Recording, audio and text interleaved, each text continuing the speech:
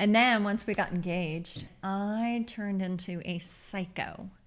Because Yeah, What? I still try to block this part of our relationship out of my mind.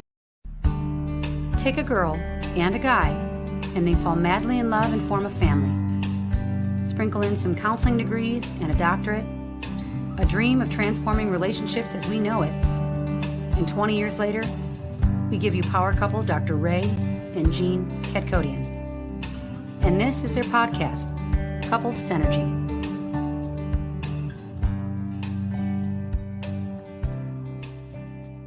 Well, welcome back to another episode of Couples Synergy with Dr. Ray and Jean. Hi, I am Dr. Ray. And I'm Jean, and this is our podcast about love, marriage, and relationships. Please check us out online at couplessynergy.com or on Facebook and Instagram, YouTube, LinkedIn, Twitter.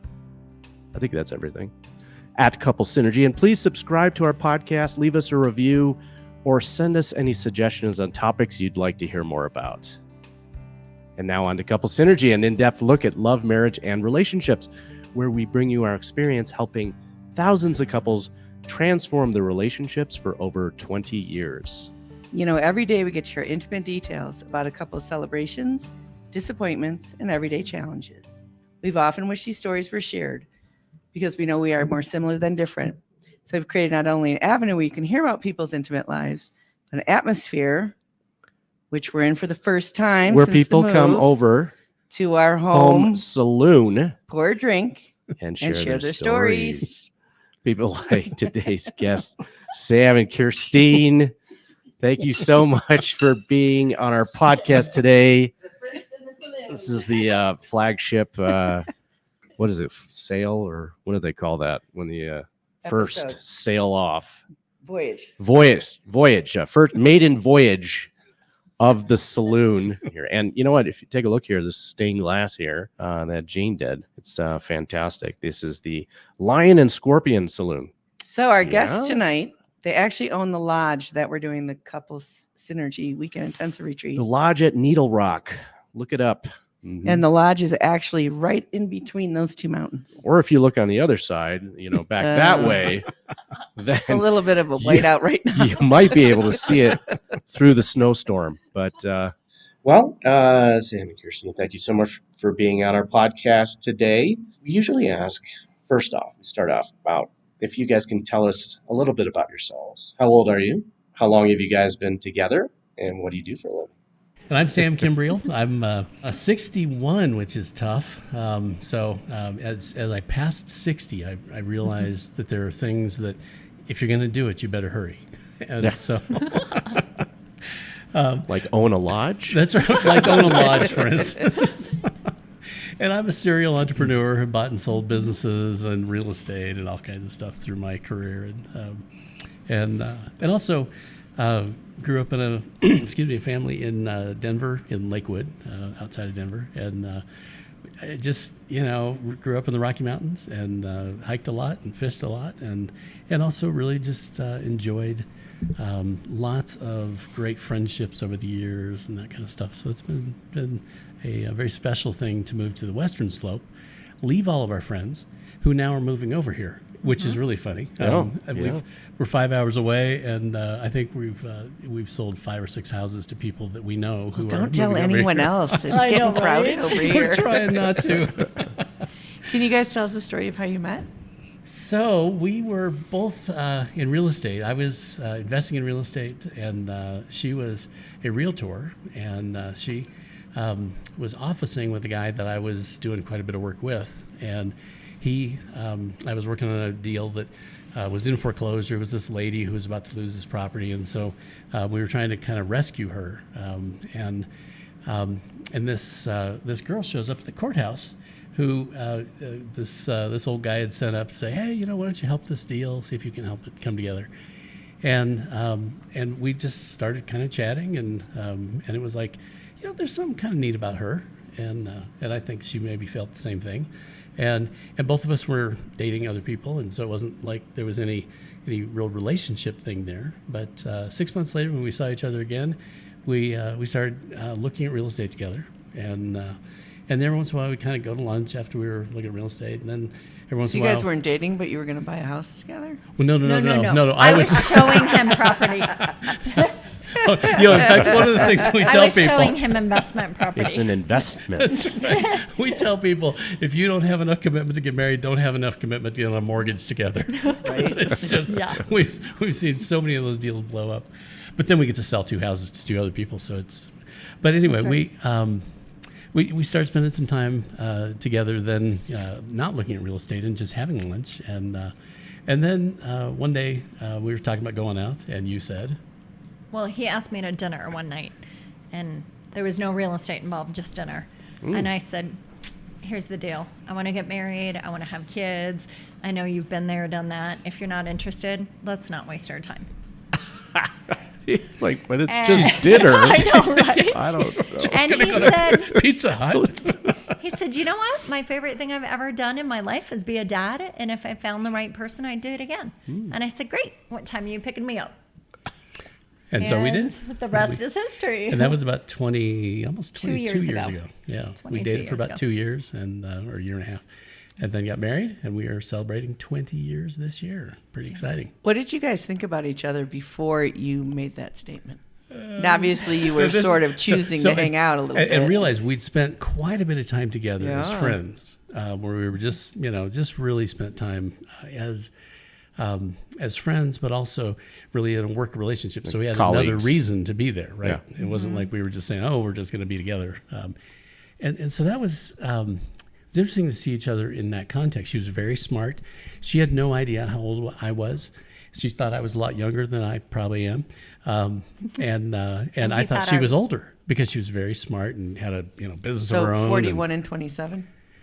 Yes. And she was very, really fun. And we just, kind of had a lot of similar interests. We both love to cook and we both love to eat. I like to eat more and she liked to cook more. So that really worked out synergistically, as it were. And then she was very intellectual. She liked to talk about things. And she didn't mind disagreeing about things. And that was really important to our relationship then and now. And really with our friendships. If you look at our friends, you would say, these guys don't have all the same cookie cutter friends. They have friends of all kinds of different backgrounds and foregrounds and opinions and, very, very liberal people in our friendship group, but also very conservative people, very religious people, very agnostic people. So the two of us, we talked a lot about issues, and I was from a very conservative Christian home, and she was from a wild New Age ex-Catholic home. Wild New Age. Yeah, Ex-Catholic. We like former Catholic. yeah, former. Excuse me. Yeah. Recovering Catholic. Recovering.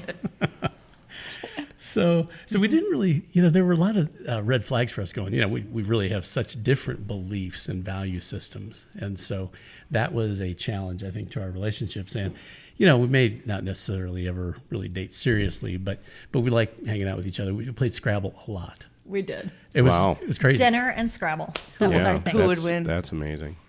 It's my second language. Yeah. In my defense, it is my second language. My favorite thing about our Scrabble games was winning.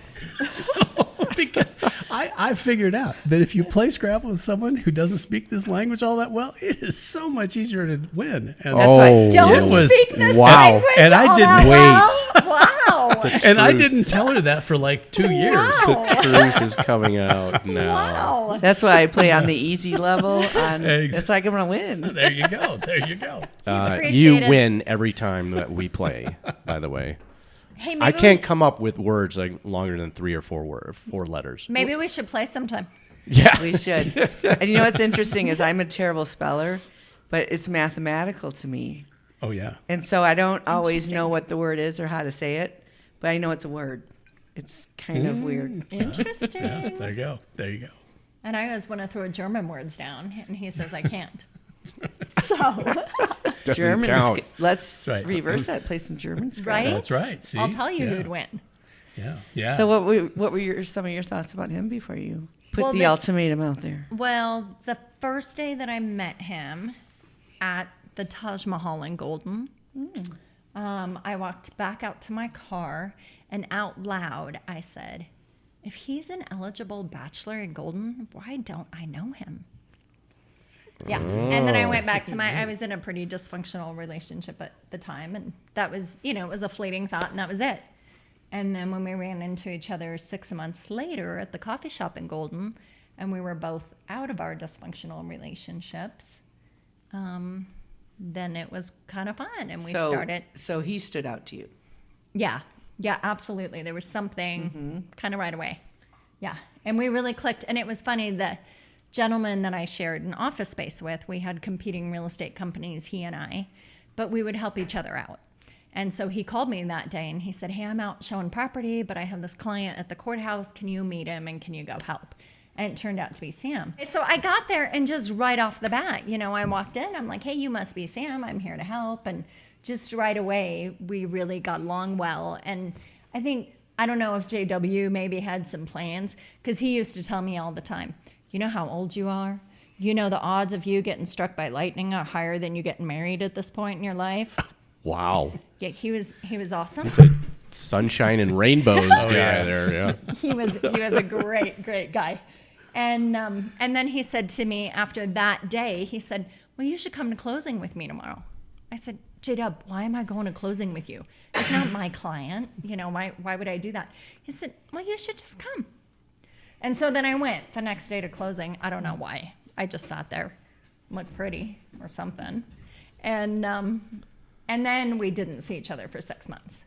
So that was pretty funny. But I think maybe JW maybe had a little, I don't know. He had some plans. Maybe. Yeah. He wanted to see me married off or something. He was tired of.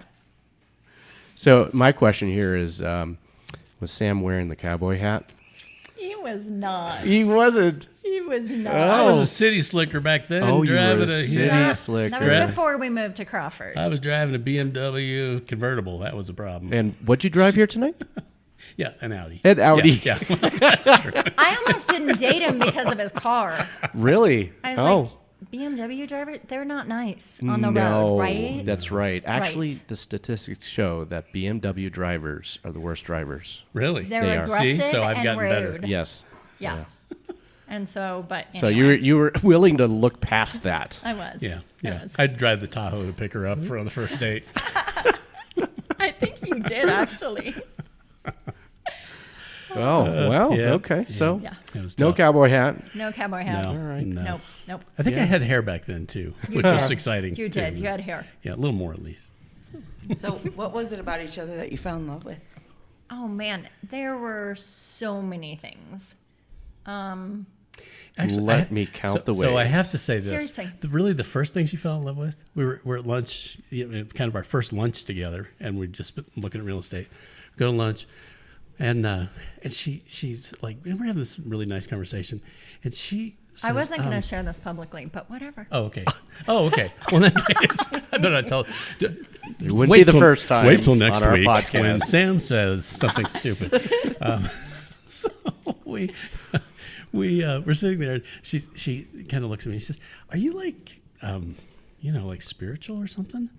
And I said, "Yeah, I'm a Buddhist." And she goes, "Really? Oh my gosh! Tell me more. And she's like, "I think I'm in love with you now." So for 10 So 10 minutes. I'm reeling her in on the Buddhist thing because okay. I'm just kidding. I'm a Presbyterian. Okay. So She's 10 like, minutes, "Oh." though, he goes on about this whole Buddhist thing, and I'm literally sitting across from him and salivating. And I'm like, oh, I have found the one. He's got this Zen thing going on, and like I am just, and finally after 10 minutes, he goes, I'm just kidding, I'm a Christian. I said, oh, that's too bad. That's too bad. That was the end of that. Yep. Yeah. We didn't That's a talk long about time It ago. was like he was exotic and mysterious. And then he's just, he's Christian. Okay. Oh, anyway. Disappointment. Okay, so But now you no, can tell your story. We just really connected. We were just able, like Sam said, we were able to talk about so many things, even though we disagreed about things. And we just connected on so many levels. And then once we sort of started hanging out more seriously, Within 3 months, my dad passed away, and that rocked my world. And Sam walked through those days with me, and he had already lost both of his parents, so he knew what it was like to lose a parent. And my dad and I were super, super close, and it's a crazy story. And I think that really galvanized our relationship, because he was just there for me and walked me through these deep waters and just loved me well. Yeah. Did you know her dad? Nope. No, we never met. We probably would have met within the next month or two, you know, and he lived in Vermont. But he was gone in a moment. And so I was flying up to go talk to him and to tell him about Sam. Oh, wow. And he passed away the day that I was flying up. Wow. Yeah, in a freak accident. He was killed by his pet elk. It was a crazy, crazy thing. And I flew into Hartford, Connecticut, and he lived in Vermont. And I got there at, 10 o'clock at night or something. He was supposed to come get me, and he never showed up. And I called Sam and said, hey, I made it. I'm here. My dad's late. You know, finally 2 a.m, Sam said, you need to get out of the airport. Go get a room. So I took a hotel shuttle to the nearest hotel and started calling hospitals and Did he live police alone? stations. He lived alone. Wow. And calling all the states he was passing through, and there were no reports of accidents. There was nothing.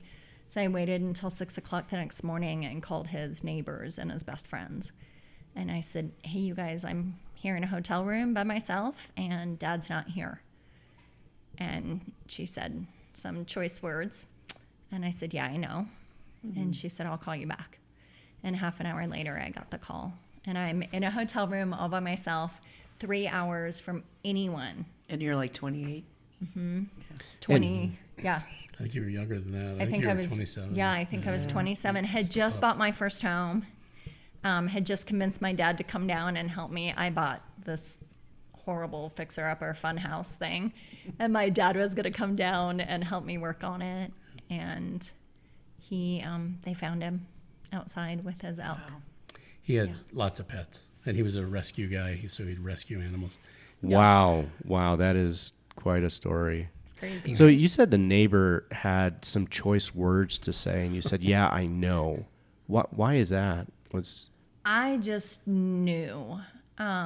When I took the shuttle to the hotel, I saw myself sitting at my dining room table writing his eulogy. And I just knew. And my dad and I were super tight. And so when I called her, you know, she just...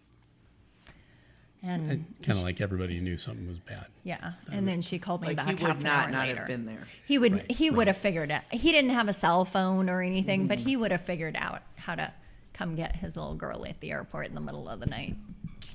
Yeah. So her husband came and got me. They wanted him to wait until the coroner got there, and he said, "I don't think so." And he came and got me, and I spent 2 weeks with him, and it was a crazy time in my life. Left my voicemail on my business was just, I said, leave me a message. I've had a family emergency. I might call you back. I have no idea how my business survived that year, because it was a full year of chaos for sure. So you guys talked about being in dysfunctional relationships prior to meeting each other. Yeah. Yep. Why did you bring this up? Well, what did you guys learn from those past relationships that impacts your relationship now together? You know, I think one of the things that, so having gone through a marriage and divorce, which was extremely painful, I think you learn that as a young person, you make really foolish choices sometimes, both to get married, but also in a marriage. You just don't choose well. You don't nurture each other. You're not in a mature state of mind sometimes to be able to care for another person. And I think that's very often why young people who get married very young, as they work out their relationship, and now they got kids, and they're trying to get a house, and oh my gosh, they got car payments, and what are we gonna do about our business, and all of that stuff, the pressures of life sort of squeeze us into its mold. Did you get married I young? did. Yeah, so I was married very Okay. young. We had 3 kids, and I think my parents were both diagnosed with terminal illnesses. I had been very, very ill. Had a sinus infection that just would not go away over months and years. So finally I went to the doctor. He said, "Oh, we're going to have to do surgery." They said, "Oh, you'll be in the morning, out in the afternoon." I said, "No big deal. We'll get you set up." I was in intensive care for 5 days, nearly died. Went back to Wow. the hospital a week later, back in intensive care, losing tons of blood, and nearly died, and then picked up a secondary infection in the hospital. So I was sick for about 2 years. Just as I was starting to feel better, my mom was diagnosed with a brain tumor, my dad with a lung disease within just, months of each other. And I just kind of lost hope. I'd always been that very happy-go-lucky, positive, optimistic person. And all of a sudden I just went into sort of a deeper kind of a depression and sadness over those things. And sometimes, you can take 4 or 5 hits, but you can't take 7. So our marriage really struggled, and it just never really recovered from that time. So I learned how to be alone after that, which was really interesting, to have to say, okay, what am I if I'm not married? What does that look like? And having 3 kids that I just adored, and wanting to be a great dad to them even in the midst of this, and really just loving them like crazy, and feeling an obligation to love them as well. I was offered some of the coolest jobs around the country, I can tell you, and I didn't take them because I wanted to stay in Denver next to my kids. Uh-huh. And so that was interesting. And then dating after that, what I found was many of the people that were eligible had so many issues. They had so much baggage from their former relationships, and I knew I had some baggage from mine. And so when I met Kirstine, she had quite a bit of baggage too. I'm like, this is never going to work. Are we talking about like Louis Vuitton baggage? No, we're talking Samsonite. We're talking those big a ones. big from Yeah, the yeah. from the 70s. The right? rollers Those on big- them, yeah. What are those boxes? The Filipino boxes? Bali box. That's right. That's right. Balikbayan box. Yeah. And my trunk was not big enough for both of our luggage. And but I think, in God's timing, you just see things that develop from a casual relationship into more of a friendship and just sort of a supportive relationship. And then you realize that, hey, this is a person that actually we are becoming more like each other, and we're our values and our ideas of life are becoming more similar. And then you start saying, okay, maybe a relationship of more serious nature could work. And but I think that was part of what I learned in the journey. And now I think it's also interesting is when you're young, I think opposites really attract. As you get older and you start a relationship, I think you want somebody who's more similar to you. My first wife and I, she is a wonderful woman, wonderful mother to our kids, but very, very different. She was one of the shyest people in the world, and I was probably on the extrovert scale over on number 12 or 13, on off the page over here. You?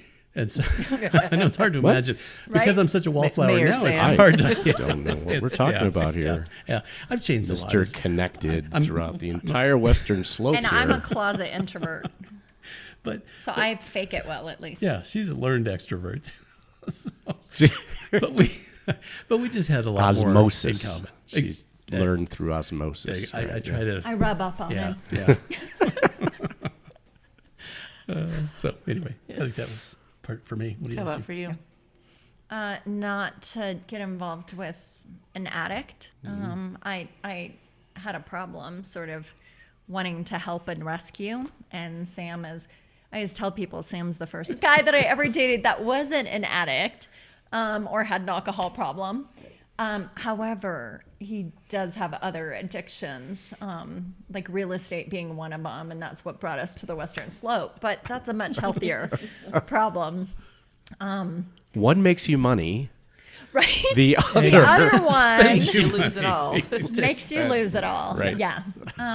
So I learned that. And then I learned to just, I think also, like I said, to be very blunt with what I wanted. I, wasted several years and several relationships that I thought were going to where I wanted them to go, and they weren't. And now, of course, I'm so thankful they didn't. But I was pretty blunt with, this is what I'd like. And, if you're not interested, then let's just not do it. And I had nothing to lose by putting it out there way early on. That's pretty amazing, because as young girls, when we go through puberty, our brains actually wire to be pleasing to others. So we didn't even get a chance, right? And to have, at that age, at 27, to have the strength, the inner strength to be able to say, it's more important to me to be in a relationship that's healthier and honest than just pick me. Mm-hmm. And I had a similar journey, and it was really amazing when you can finally get there, as opposed to being younger and thinking, well, who's going to want me? Yeah. And so I have to take whatever comes my way. Yeah. And our stories are somewhat similar. We both had some pretty unhealthy relationships before we met. And I think it became part of our passion of doing this work. Mm-hmm. Sure. And we did it differently. Mm-hmm. We didn't live together until after we got married. And I think that was a difference as well. Difference for my past and the way that I had tried to do things. And I think it made a difference. And there were kids involved. So, of course, then we were setting an example, and we were doing things intentionally. And we just communicated well from day one. And then you're having defined commitment stages, Right. as opposed to what we call sliding versus deciding. Mm-hmm. Well, my rent's up, so we're just gonna, Right. stay over, and yeah. Yeah, absolutely. And then once we got engaged, we were engaged for what, 3-4 month period before we got married from that time. And I turned into a psycho. Because Yeah. what? I still try to block this part of our relationship out of Yeah. my mind. he should not listen for a few minutes. But no, I think, and I didn't realize that I was doing it, but I think subconsciously I was going, okay, if you're going to leave now. So I pushed every button, and I tried to push him away. And I just did all sorts of things to go, okay, if you're going, go now.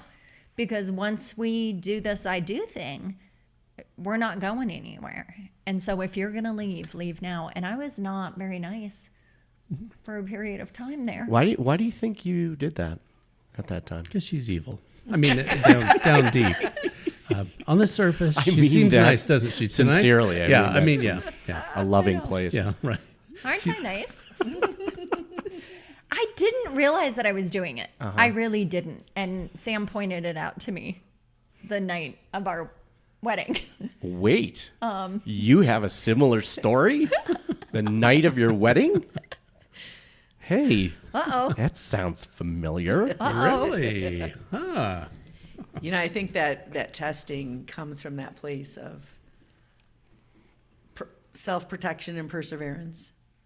And I think weddings are public. Mm-hmm. And so in private, if you get burned, in private, if someone hurts you, you can put a look on your face and pretend. Mm-hmm. But if you stand in front of everyone, Mm-hmm. right? And profess. Yeah. Don't make me say it. And then it's public, and it's humiliation, and that was a big factor for me. Mm. Yeah, the night of the morning is 1 a.m. I call him. I said, I'm not doing this. Yeah. Oh. Yeah. I wasn't sure she was going to come down Oh, the yeah. aisle. Yeah. Yeah. Oh, yeah. Well, and I Yeah. wasn't sure I was going to go to the church. There were days before that I was going, I was married once. I was sure I could keep a commitment that I had made before God and these witnesses. And so, a second marriage is in some ways this, I think, at least for me, it made me realize that I was not strong enough to keep a commitment, that it was by God's grace, at least in my life, that that I could even keep these commitments, that I have a chance of this. This is going to take divine intervention or strength from above or whatever you call that. For me, that was a realization that I came to that said, I can step into this relying on faith, on God somehow to help me do this. And so for me, I think that's really important because there's a reason we say vows. It doesn't come natural. It has to be a choice, a discipline, a commitment that you wake up every day and you choose to be part of it and be in. And I think, when it gets hard, I mean, I don't know about your guys' relationship, but sometimes we aren't always lovely. Let's talk about that for a minute. No. What's your deepest struggle? We What's are- your greatest fear we are together? perfect. When's the last time you were not lovely? Yeah. Let's talk about We are this, guys. like, Last night. you know what? An hour and a half. What do you ago. mean? Last night I'm was joking. fine. 5 minutes before we had dinner with you guys. We had a good week, actually. That's why you were late for dinner. But that idea, They were screaming at they're in the car going like pointing at each other. True. You know the weather here is really It was brutal. Torrential. Yeah. and we had some big Further from boxes the at restaurant. the mailbox. Oh, We had to get look them at in the car. So, but that idea that and people will say, well, if it doesn't just come naturally, it's not meant to be. Right. That is so false. It No. takes work. Right. Yeah. Right. It is. There's a book called The Art of Loving, and he says it's an art form. And if you want to be a good, ice figure skater, Artist you or gotta whatever. you gotta practice your art. Yeah. And people want it to come to them. They don't want to have to put the effort out for it. Right. And the whole follow your heart thing. Really? I mean, the heart is deceitful above all things. It's like, gosh, I like ice cream, a lot of ice cream, every day, I think 4 or Alex 5 times follows a day. her. My heart loves ice cream. You go, you're going to die, though. Well, yeah, but I'm following my heart. But then your heart stops. Right, it must be okay. And then my heart stops. Then and you I don't- stop following it. Yeah. Guess he stopped following his heart. But I think marriage is that way. Yeah. And good marriages, I think, breathe. There are times that you are you're far apart from each other, and you're saying to yourself, what's going to bring us back together? How do we get back to where we were, or those questions. And there are other times that you're so close to each other, you don't want to get out of bed. You don't And you want to can't do even anything believe. else. Right. Like in either direction, like I can't believe I like this person so much. And then it's like I can't believe I hate this I used to person hate so this much. person yesterday. You're so not much. talking about She's Dr. saying that Idaho, right? allegedly. Right. of Right. course. Exactly. As an Exactly. example. It's an allegory. It's not Whatever about that you. is. Allegory, analogy, Yep, metaphor. yep, I don't know. yep, yeah. Pick a word. It's a I think I That's said what that you to said. my It's a aunt rhyme uncle within one a time. I'm rhyme. like, how can you hate someone so much that you love? And they're like, Yeah. because it's real. It's just because when we get disconnected, Right. we get distorted in our thinking. I think what brings us back together, because when you're out here, your heart is going, hey, I could go to, Tahiti with the girl on the TV or something. There's all of that. And I think some point you go, oh, no, hold on. What keeps you in the game and brings you to the point where you have a chance of coming back together is commitment or crisis in my analysis. I mean, I just look at it and go, people that go through their marriage is a wreck, and all of a sudden their son gets in a car accident, and man, all of a sudden their relationship comes back together to get through this crisis, and they stay together for the rest of their lives. And wondering what happened. Well, It's kind of a Or- double-edged sword because it could be a false type of Correct. thing. And a lot of couples create crisis. yes, Some couples, they are locked in chaos. Yep. And so they have to keep the crisis going, Yeah. so they stay in survival mode. Right. So because if they stop and they pause, then they're really going to have to look at the problems going on. yeah, boy, that's a great way to look at it. So What's your guys' engagement story? First, he had to ask my mother because my dad was gone. and JW. Oh, So yeah, the and guy was JW, her the partner, realtor, because he was kind of a father figure to Oh, her. wow, So I- JW. So I really felt like who just who passed just away. passed away about a month ago. Good guy. Oh. But J-Dub, I felt like, I just want to get your blessing on this. You know her well. She's been like a daughter to you. And so what do you think? And he said, not only no, but no, he was very kind. And actually was very fatherly. It was kind of fun. And then her mom was, now her mom is, how would I say different in a way that's more extreme than the word different? I love her mom. She's very German. She's very German, and very, very Oh. difficult background in her life. She grew up in Germany during the war, Second World War, or shortly thereafter, and was in a family of chaos in every way. If you can think of, chaotic relationships, it's tough. And yet she has been a survivor and has raised two really neat daughters, and yet she and I, even though we love each other, we are as different as you could possibly be. I thought I was different than Kirstine until I met her mom. And I realized this is different. The thing that she was most concerned about was that Kirstine was dating a Republican Christian. Now realize she's very, very new age kind of a thing, and looks at Christians as all, very, I don't know what she would say. It's because she had been hurt so much by the Catholic Church. I think she had some real wounds there. And so the fact that I was religious at all was difficult for her. And then that I was conservative that would push me out the window. She would have pushed me out the window, except we were on the first floor. But and she and I, having to talk to her, and yet she saw how much I cared for her daughter, and she also saw how much I cared for her. And I think we have had a really very, very special kind of a tender relationship these 20 years. It's been good. Because you didn't have to ask her. No, not at 40. I'm not asking your mother. But I'm sure that meant a lot. Mm-hmm. But to me, it was also a way to honor her for the commitment that she's had to Kirstine all of her life, and it was also a way for me to let her know that I respected her opinion. If she had really said no, I would have said we're going to pause for a while. Oh, wow. Really? Yeah, because I wanted her blessing. I wanted her, her family and my family to be able to enjoy each other, and to be, you're not just, especially a second marriage, and particularly if you have kids involved, you're not bringing two people together who can go elope someplace.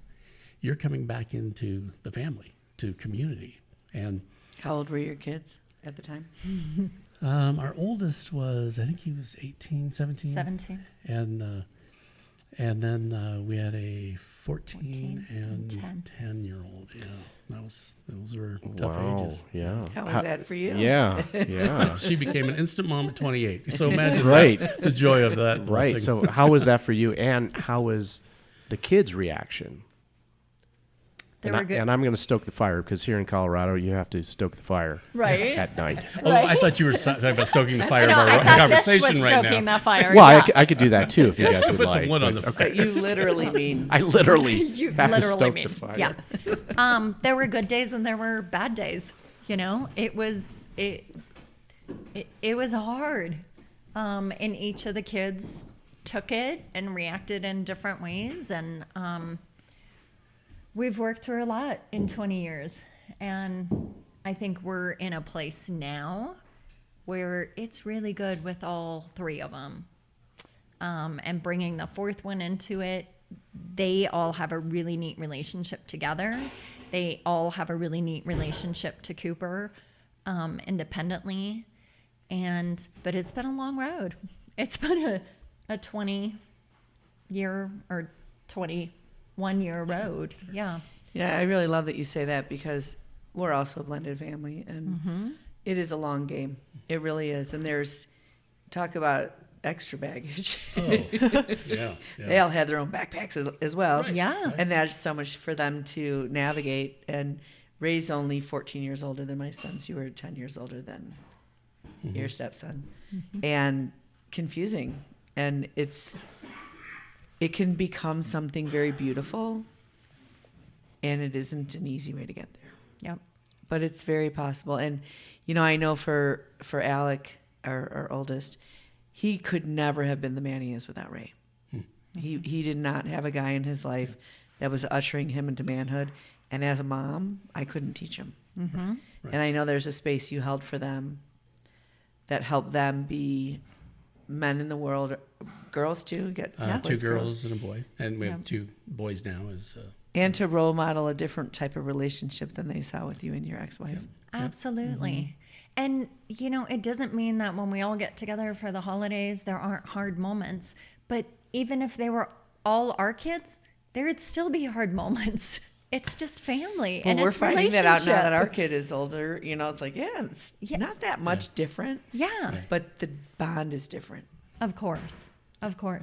But it's neat. And I've gotten to walk some neat roads, especially with the youngest of the 3 older ones. Because I was so early involved in her life, and we had the kids half the week. Once we got married, Sam had them the whole time, but then together we had them half the week. And so I've been in her life for a long time. And now I feel like I have a pretty special place, and I get to do some pretty neat things. And she's getting married sometime this fall, and it's just fun. It's fun to get to be part of her life and to get to join in on that. So We were just with our oldest daughter in California, and our grandbabies. and their grandbabies. We have 2 grandchildren now, and that adds another whole dynamic to our relationship, and also our thoughts about relationship in general. So, I think as a parent, you say, boy, we've got to keep this world together because I got kids and I got to, make a better world for my children. And if I can just hold it together till they get out of high school. But then you go, and now you have grandchildren. And then you go, I got to hold it together for another 18 years or 20 or in the 27. California school system. Yeah. Oh, well, we have to deal with the DC school systems. Right. So. See? So, but you want the world to be a better place for generations to come. You look at the people that sacrificed even to create this country or other places around the world that are significantly those people were sacrificing themselves, knowing that they were doing that for posterity, for generations to come, because they believed they wanted something better for their kids, grandkids, and other people's grandkids as well. And so I think as a couple, we've said, look, we want to make the world a better place, whatever that takes. We have lodge that we do that in, and we like to work together. Some couples can't do that, but we really do enjoy working together and cleaning and fixing and serving people that come to the lodge. And we want it to be a place where it's a safe place for them to be them, and for them to wrestle with who they are. Who they are together sometimes, even if it's a family or even if it's a civic organization, corporations, to be able to watch a corporation come and wrestle with the issues of relationship over a 4 or 5 day period together. And just so anyone who's considering going to the Couples Synergy Weekend Intensive, there will be no wrestling going on together. We are not going to be sanctioning any wrestling in any way. Just a disclaimer. Not externally. Just a We're disclaimer. having a gong battle, Right. though. I don't understand. We do have a pond. You will know very shortly. I So don't know how that plays out, but I'm sure we could figure out an exercise with a pond somehow. there are so many people in the world who feel lost, who feel like they're struggling to find purpose and meaning. And it's so incredibly simple. It's, what can I offer? It's never about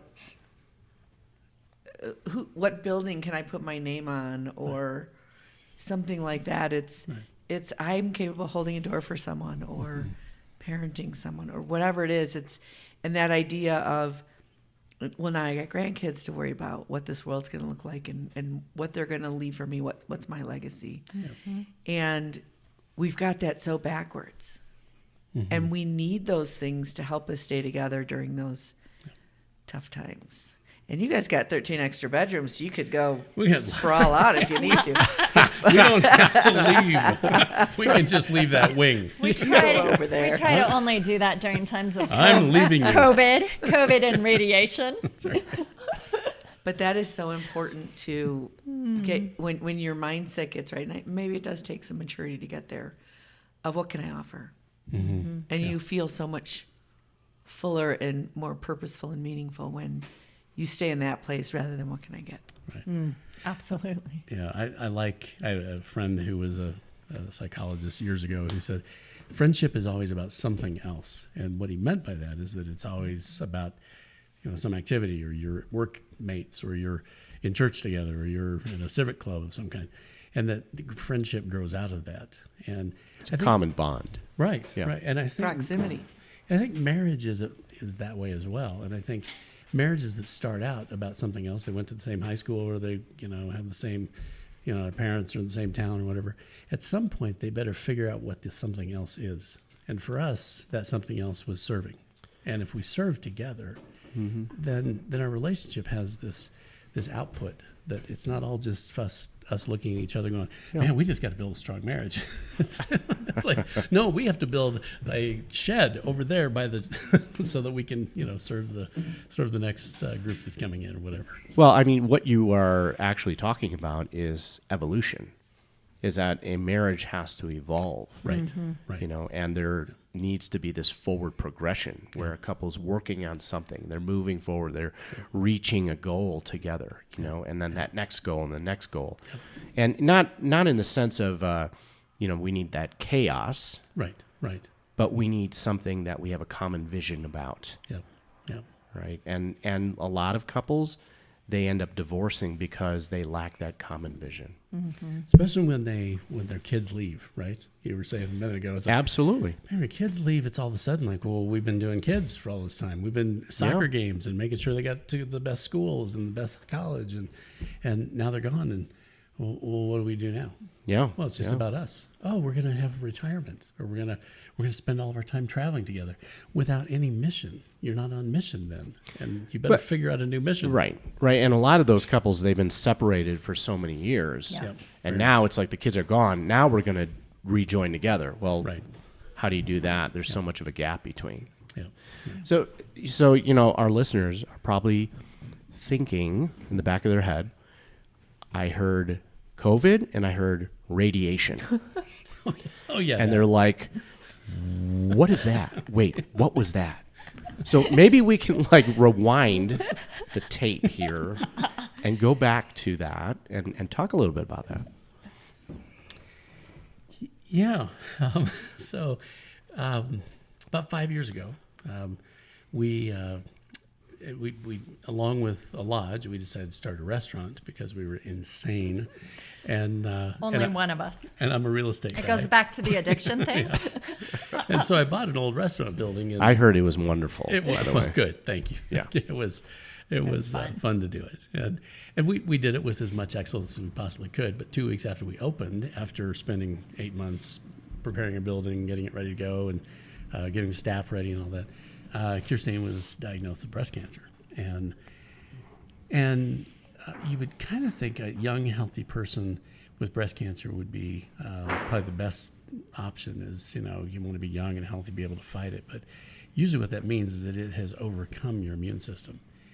As an old person gets cancer, it's usually that there's just cell degradation and it's going to go slowly. But most people who get cancer young really struggle to keep it at bay. And so it was pretty serious, and we had to walk through that together. And Cooper had to walk through it with us, and so he was 10 at the time, and just for a 10-year-old kid to look his mom's mortality and have to face that, and me think about losing my wife, who I thought was a lot younger than I was, and she was going to take care of me when and let's not get into that. Turns out he married a dud.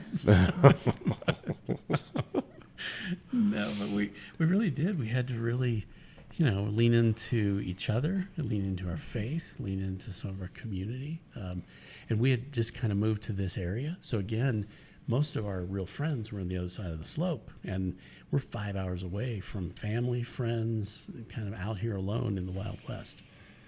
And so to cling to each other during that time was kind of what we did. And And really, it's by God's grace. Last week, she got to go off of this terrible chemo pill thing that she's been taking to keep the cancer at bay. The doctors feel like she's passed it far enough that this is the next step. So now we just pray a lot that it doesn't come back. But That's awesome. so that's what we're doing. And if it does, we do. Yep. What was that like for you? It was scary. Yeah, it was pretty shocking. That phone call and that first appointment with the surgeon, it was pretty scary. And Cooper, like Sam said, Cooper was 10. It was 4 days before his 11th birthday. And I remember just bringing him his cake and he had a birthday party at the restaurant, of course. We had this cool backyard basement thing, and it was kind of a fun place with cornhole and stuff. And we made this cool cake, and I brought him the cake and singing happy birthday and just bawling. Because at that point, we didn't know what we were dealing with yet. I didn't know if it was the last birthday I was going to get to celebrate with him. I didn't know anything.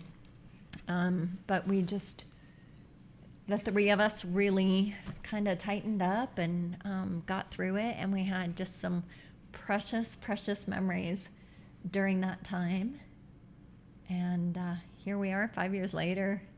And I wouldn't undo it. Not at all.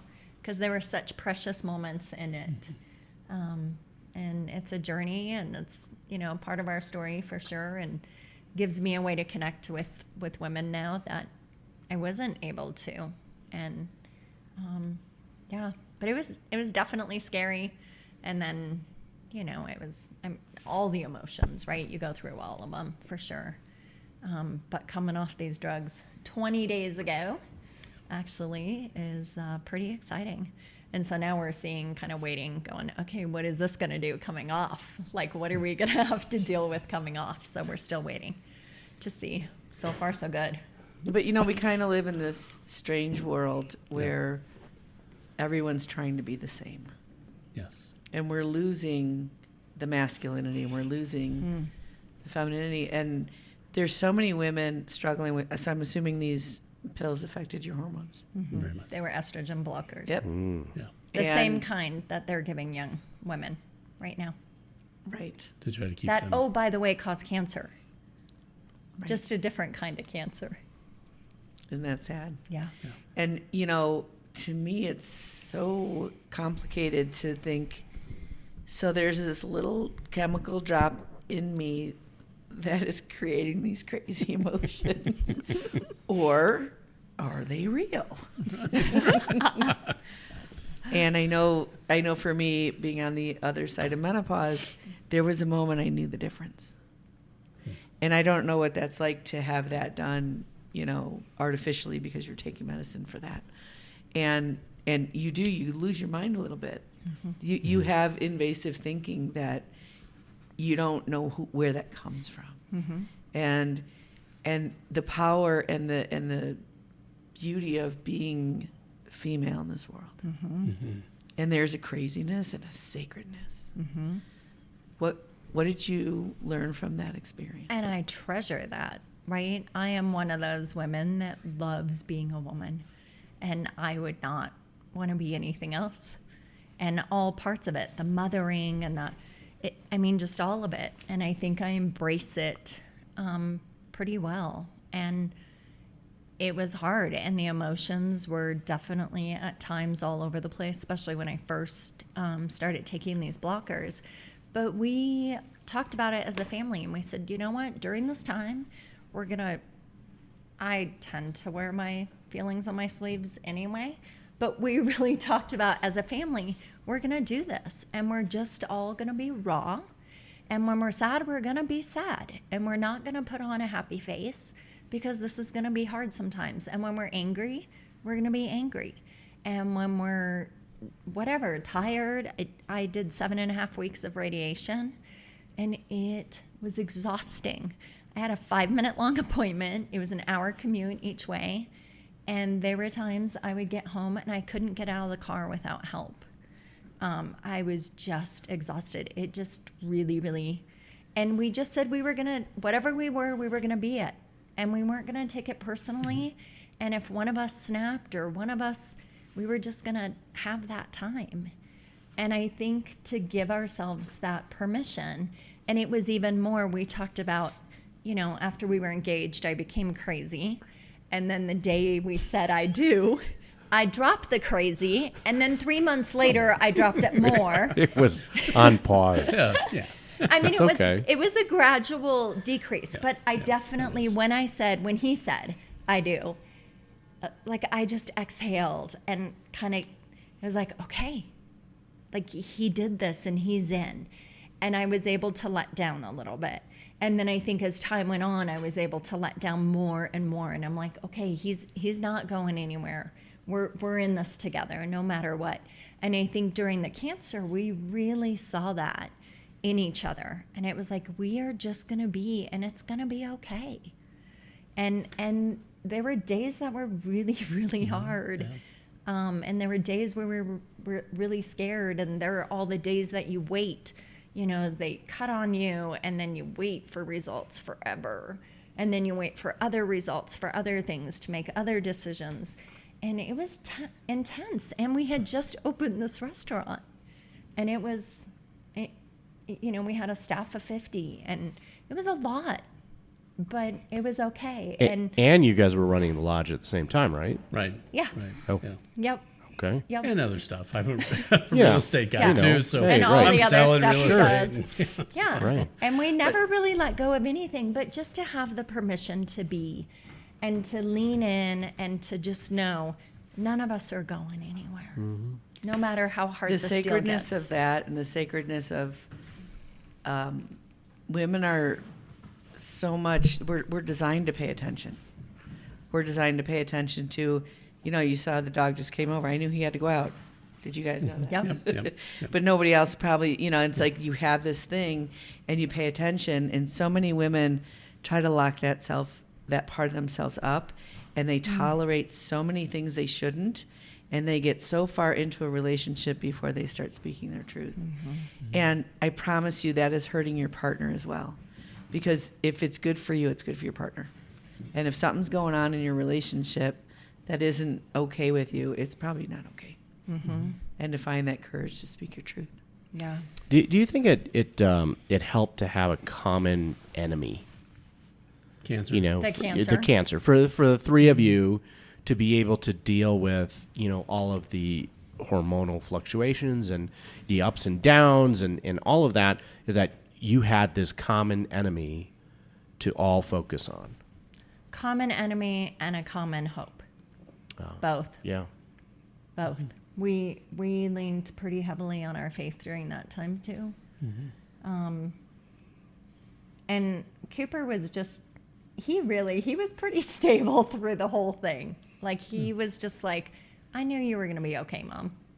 No. And I'm like, well, I'm glad you knew, because We weren't sure for a few weeks. we didn't know, Yeah. you know. And there were nights early on when I would wake up in the middle of the night and just cry and not know what to do. And I was scared, and Sam would wake up and just hold me and just let me. And he wouldn't say, you know, don't cry, or Cry quietly over there. I'm trying to get some sleep on this side of the bed. excuse me, I'm going to put Right. the earplugs in. No, he would just That went hold over me. well. Yeah, right.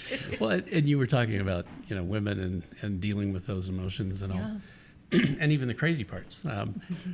I think going back to being a little bit older, dealing with this, as opposed to dealing with those kinds of emotions and things when I was in my 20s.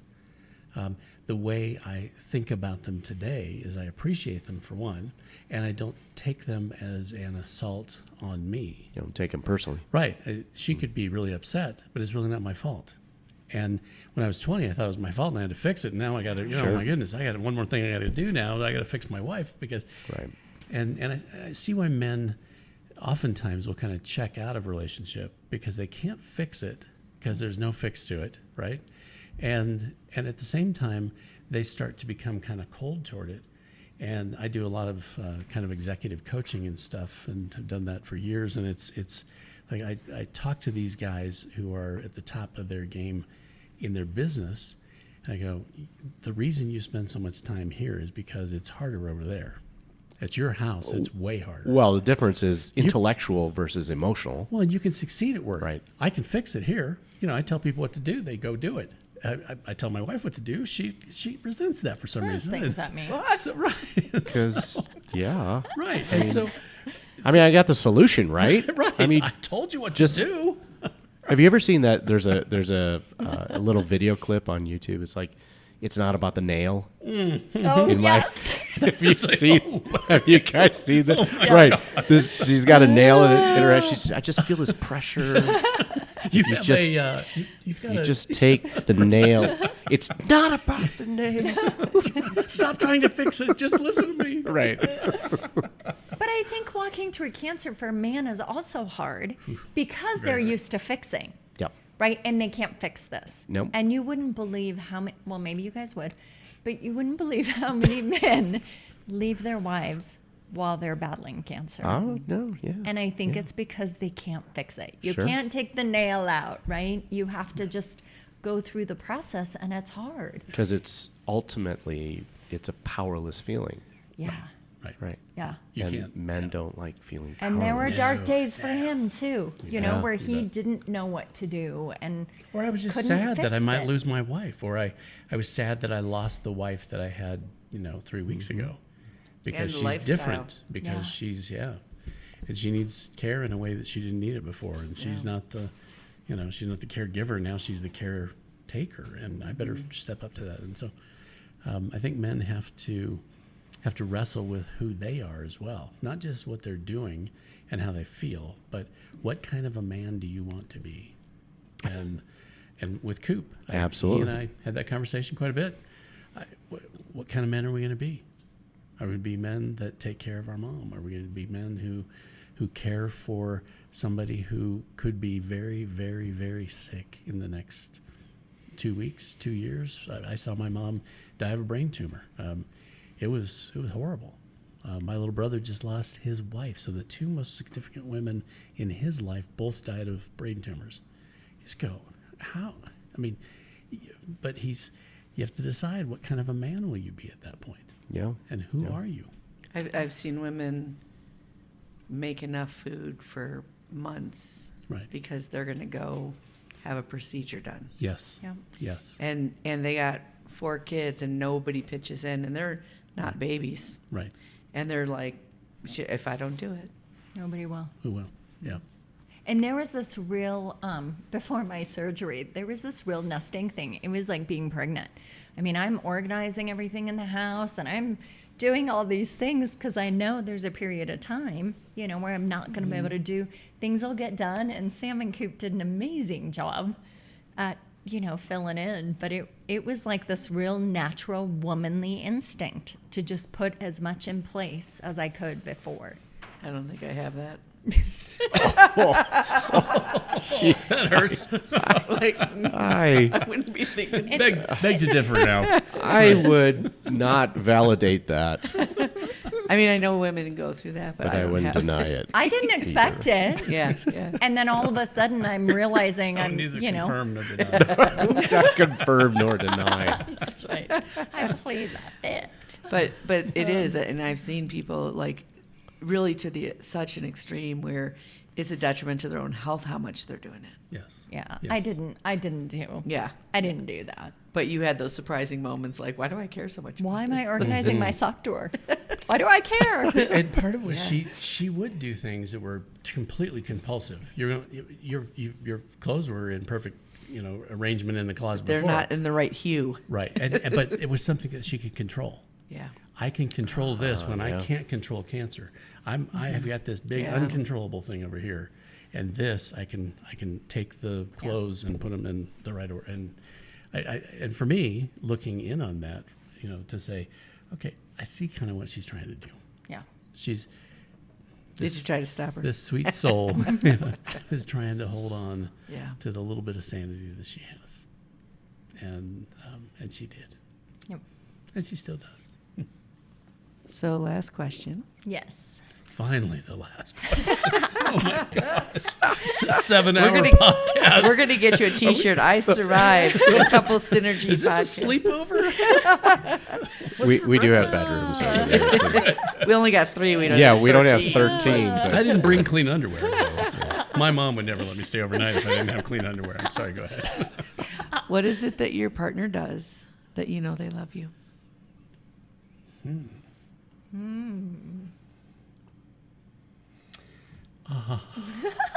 Let me count the ways.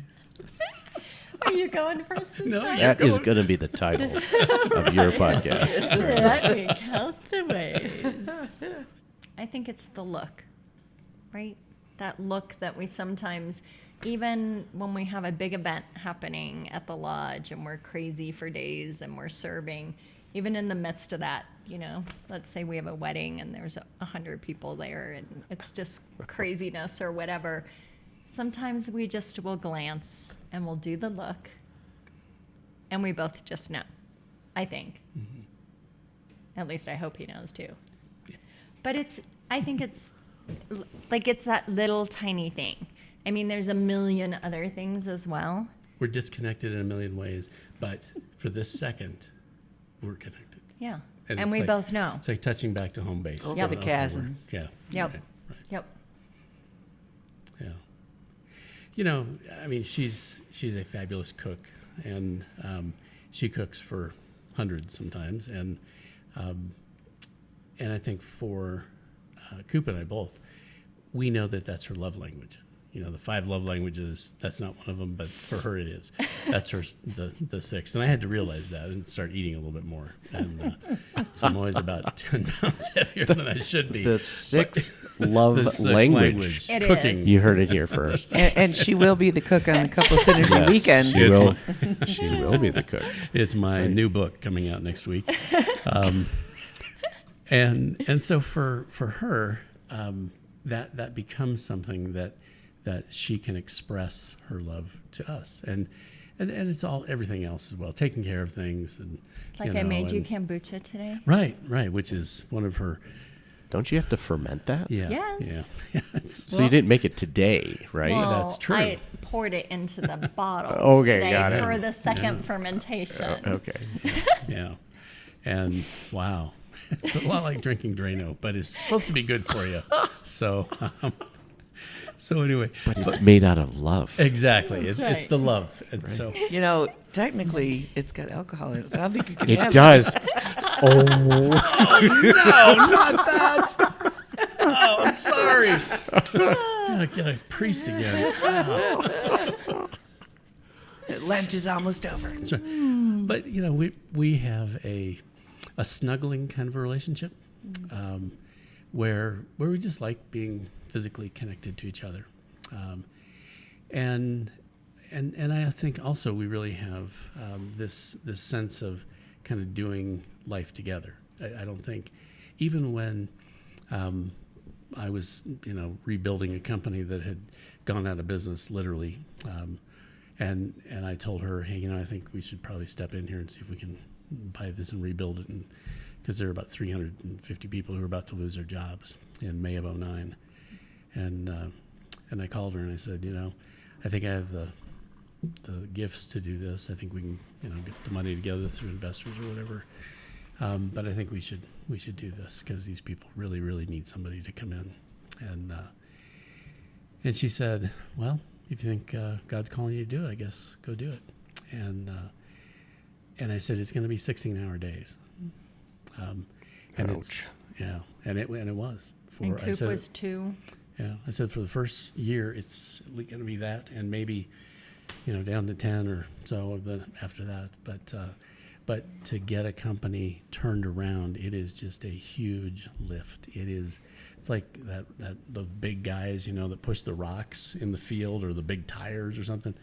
Everything is about being able to get the rock to move. Once you get it moving, you can keep it moving. But getting it turned around and the rock is actually rolling towards you, and you got to stop the rock and turn it its direction. It is it's yeoman's duty. And so, but even during that whole time, I knew that she supported what I was doing, and was there when I'd get home and I was exhausted, and I'd be back on my laptop, at at 2:00 in the morning or whatever, trying to put things back together, and to know that she was just there saying, "Hey, I'm with you. I'm behind you. I'm in your corner." That is a love that is far more than all those other loves that we know. I think just somebody that you can rely on, that's honest with you, that will carry you through some of those dark days. And then I was much better able to do the things that I felt called to do. I knew I could do this because I have somebody at home who is with me in it, no matter what. And so anyway, That's awesome. it's kind of neat.